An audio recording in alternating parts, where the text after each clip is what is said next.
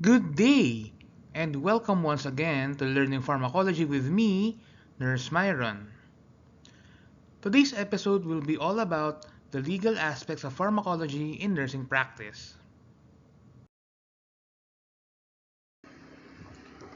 For our full disclosure, I am not affiliated with any of the manufacturers of the drugs or other items mentioned in this lecture. The mention of such brand names are only in passing and for educational purposes only, and are not for commercial promotion. I have no actual or potential conflict of interest in relation to this presentation.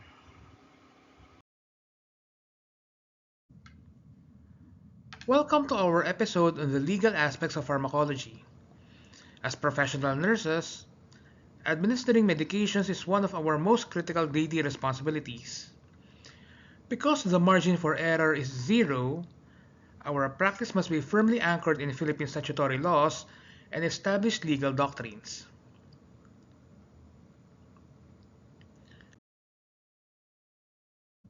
Today, we begin with examining the strict legal boundaries and pertinent laws that govern medication administration to ensure patient safety at the same time protecting our license.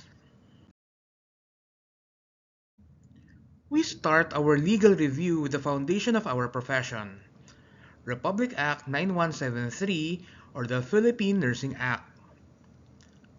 This law explicitly defines our scope of practice, distinguishing between our independent nursing functions and our dependent functions.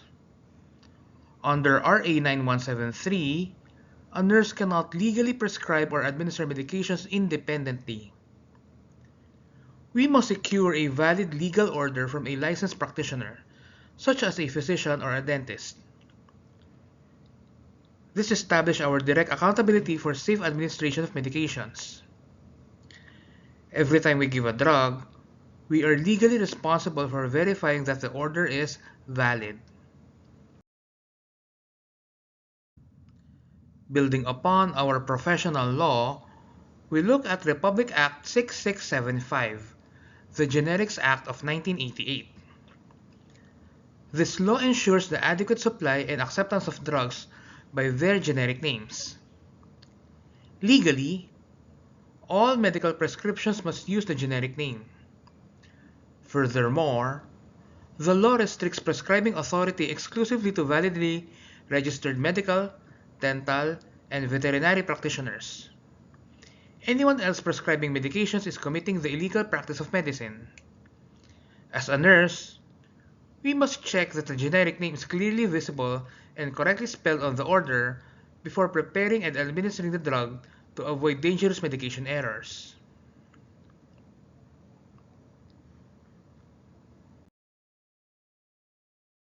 Next is Republic Act 6425, the Dangerous Drugs Act of 1972, which regulates controlled substances. As nurses, you cannot administer narcotics or sedatives without a written order from a physician who possesses a specialized PDEA S2 license. This requires a specialized yellow prescription form. Legally, these drugs must be kept in a double-locked cabinet, and a strict physical count and endorsement must occur at every single shift change. Any discrepancy in the narcotic count must be immediately reported to the supervisor, as mishandling controlled substances carries severe statutory penalties under Philippine law.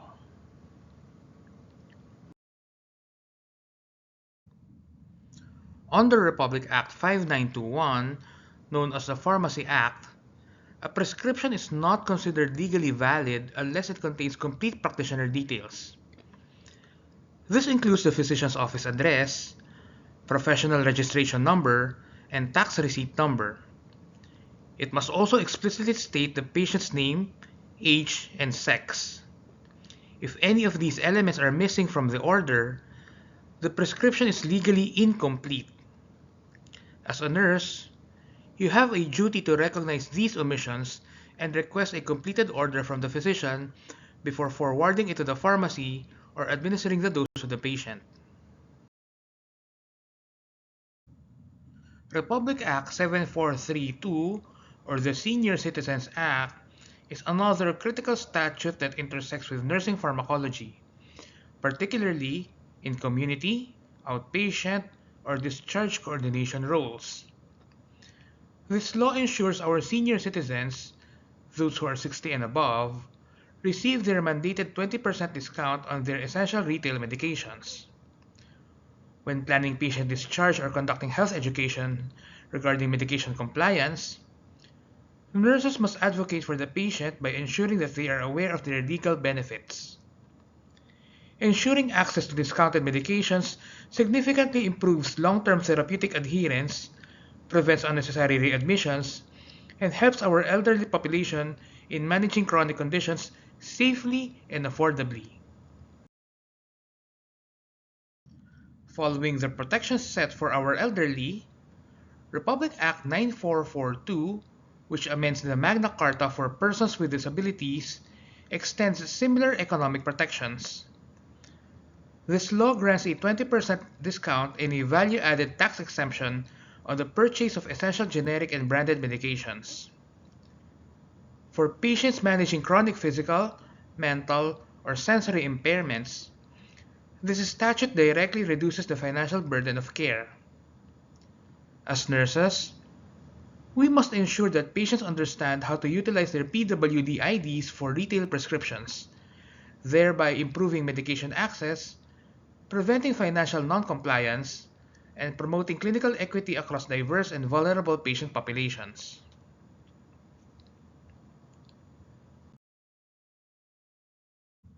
To further ensure that essential healthcare is accessible to all Filipinos, the government enacted Republic Act 9502, known as the Universally Accessible Cheaper and Quality Medicines Act of 2008. This powerful legislation allows a state to regulate drug prices by establishing a maximum drug retail price on life-saving medicines, including vital oncology and cardiovascular drugs. The law explicitly bans anti-competitive practices and monopolies that artificially inflate costs. By capping retail prices, this law empowers our patients to choose more affordable treatment alternatives, directly aligning with our advocacy as nurses to foster health compliance and reduce the financial toxicity of severe medical illnesses.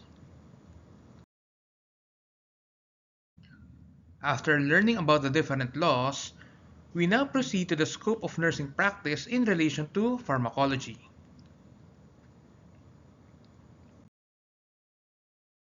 So, what is our legal role under these combined laws? As nurses, we are not mechanical drug dispensers.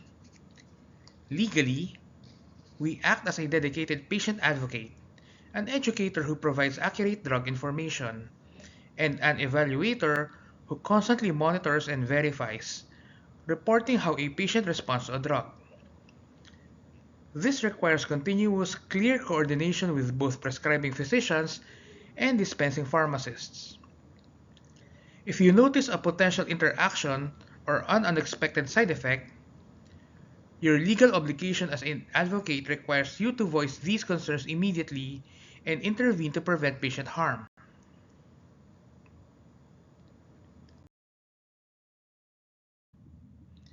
Before you draw up or hand over any medication, the law expects you to possess foundational pharmacological knowledge.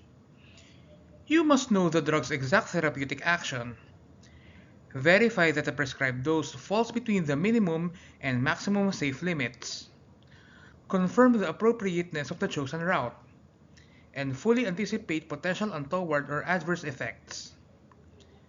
Administering a drug blindly without the knowledge constitutes professional negligence. If you give an incorrect dose simply because you did not look up the drug's parameters, you cannot blame the physician. You are independently liable.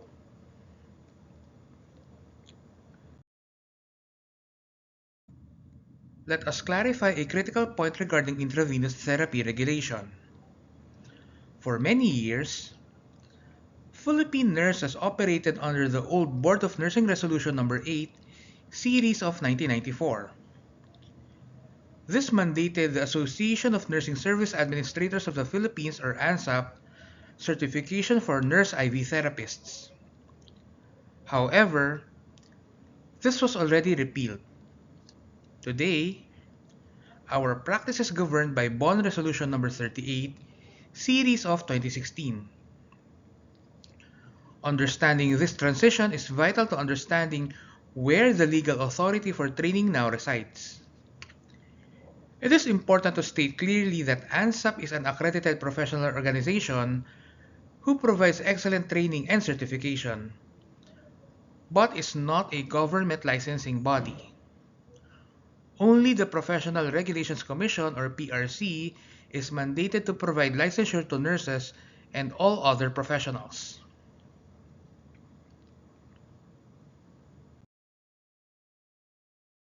Under the current regulatory framework, basic intravenous therapy training has been fully integrated into the Bachelor of Science in Nursing curriculum following the Commission on Higher Education, or CHED's, mandates. This means that upon passing the nurse licensure examination, or the PNLE, a registered nurse is legally presumed to possess basic IV therapy competencies. Carrying a separate external IV training card is not a mandatory legal prerequisite for general nursing employment or promotion, but those who possess such certification are at a huge advantage. The state recognizes that initial license as a registered nurse covers basic IV access, fundamentally changing how entry-level competency is viewed across the healthcare sector here in the Philippines.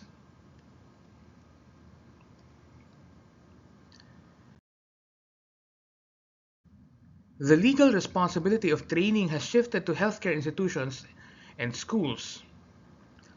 Hospitals must verify a nurse's competency level before assigning them to IV therapy duties. If a nurse needs further training, the employing institution is responsible for providing it through free in-service programs. Because there is no blanket national legislative statute dictating a singular nationwide IV license, your safety depends entirely on institutional policy. You must strictly follow the specific protocols of your employing hospital. If your hospital requires a specific internal preceptorship before you can handle central lines, you must comply with it.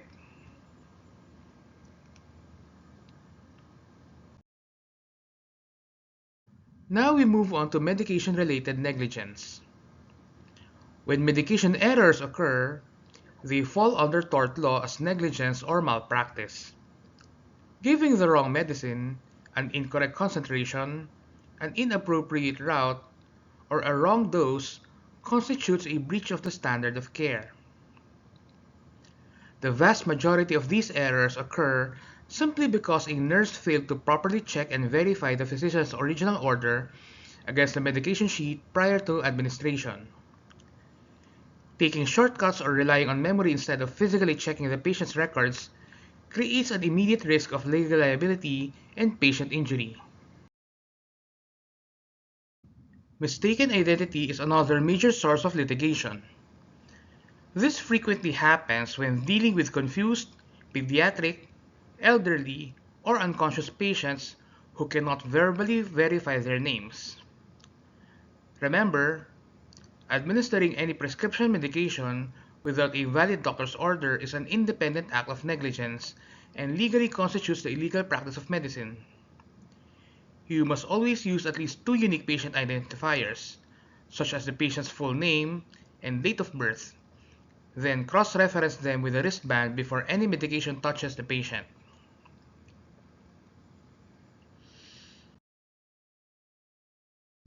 In legal proceedings, courts sometimes invoke the doctrine of res ipsa loquitur, which means the thing speaks for itself. This applies when an injury occurs that ordinarily would not happen unless someone was negligent. A classic pharmacological example is a patient who suffers immediate paralysis or severe sciatic nerve damage directly following an intramuscular injection into the buttocks. The injury itself stands as a proof of improper technique. In these situations, the burden of proof shifts and the nurse must prove that their technique was not the cause of injury. To protect your practice, always insist on a dependent framework of care. You must only execute written, signed, completely clear, and legible medical orders. Verbal and telephone orders carry exceptionally high legal risks due to mishearing or lack of an immediate signature. Therefore, verbal orders must be restricted strictly to extreme, life-threatening emergency situations where delay could cause death.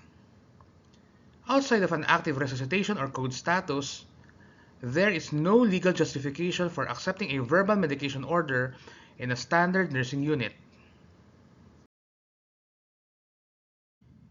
If an extreme emergency forces you to take a telephone order, you must follow a strict legal protocol. After receiving the phone call, read the order back to the prescribing physician to verify accuracy. Write it down immediately.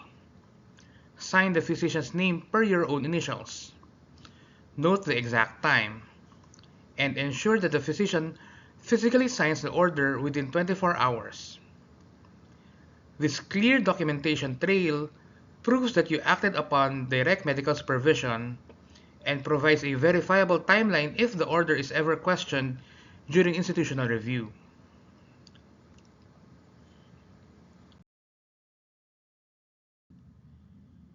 You have a legal right, and in fact, a profound professional duty, to refuse to execute a medication order if your clinical judgment tells you that it will cause direct harm to the patient. If an order is ambiguous, abnormally high, or seemingly erroneous, you must stall administration and tactfully clarify the order directly with the prescribing doctor before proceeding.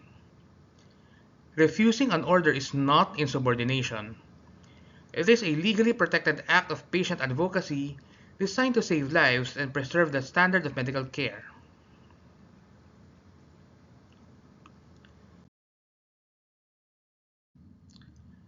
Let us look at actual jurisprudence. The landmark Philippine case is the Somera case of 1929. During a surgical procedure, the surgeon ordered for Novocaine solution, but a highly toxic 10% cocaine solution was mistakenly supplied and prepared instead. Head nurse Lorenza Somera carried out the verbal order and administered the lethal injection without verifying the drug's nature or intervening. The Supreme Court ultimately found Ms. Somera guilty of homicide through reckless imprudence, cementing the rule that following a doctor's order blindly is never a legal defense. As nurses, you are expected to be the final safety check for the patient.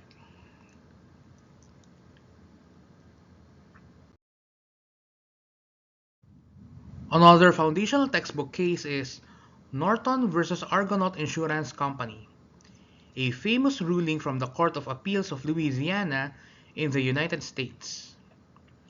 A physician wrote an ambiguous order for a pediatric patient: give 3 cc Lanoxin today for 1 dose only. The nurse, familiar only with the injectable form, gave a highly concentrated injection of 3 cc of Lanoxin instead of the mild pediatric oral elixir that the doctor had intended, causing a fatal overdose. She failed to call the physician to clarify the ambiguous volume. This tragic case highlights how a simple misunderstanding of measurement units can lead to catastrophic legal and clinical outcomes. Because the Norton case occurred in Louisiana, it holds no legal binding authority over Philippine courts. However, this case is universally taught in Philippine nursing programs because it serves as a highly persuasive foreign jurisprudence. It demonstrates the universal global standard of nursing care. A nurse holds an independent, non-delegable duty to clarify any medication order that appears unsafe or unclear before putting it into a patient's body.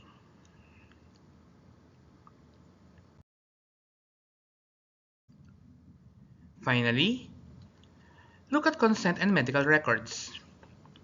For high-risk pharmacological interventions, such as oncology chemotherapy regimens, a signed specialized informed consent form is a strict legal requirement before the first dose touches the patient.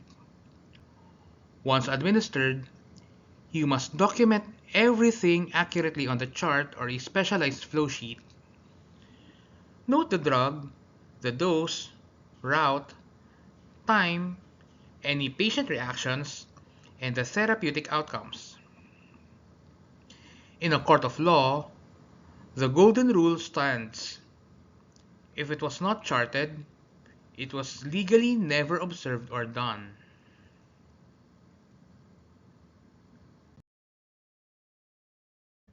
In summary, we nurses bear an independent legal accountability for drug administration. While we act on physicians' orders, we are legally liable if we administer an incorrect, unsafe, or illegible dose. We must always verify all orders, adhere to our scope of practice regulations, and accurately document and obtain valid consent.